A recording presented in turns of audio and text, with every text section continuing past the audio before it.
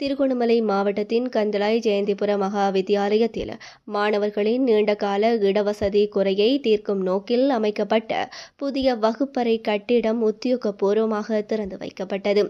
4.5 million ரூபாய் செலவில் நிர்மாணிக்கப்பட்ட இந்த கட்டிடம் கிழக்கு மாகாண ஆளுநர் ஜெயந்தலால் ரத்னசேகர தலைமையில் திறந்து வைக்கப்பட்டது. இந்த நிகழ்வில் திருகோணமலை மாவட்ட நாடாளுமன்ற உறுப்பினர் ரோசான் அக்மீமன, கல்வித்துறை அதிகாரிகள் மற்றும் பல முக்கியஸ்தர்கள் கலந்து கொண்டனர். நீண்ட காலமாக நிலவி வந்த வகுப்பறை தட்டுப்பாட்டை நீக்கி மாணவர்களுக்கு பாதுகாப்பான மற்றும் வசதியான கற்றல் சூழலை உருவாக்குவதே இத்திட்டத்தின் பிரதான நோக்கமாகும். இதன்போது ஆளுநர் மற்றும் நாடாளுமன்ற உறுப்பினர் மாணவர்களுடன் கலந்துரையாடியதுடன் கல்வி தரத்தை மேம்படுத்துவதன் அவசியம் குறித்தும் உரையாற்றினார்.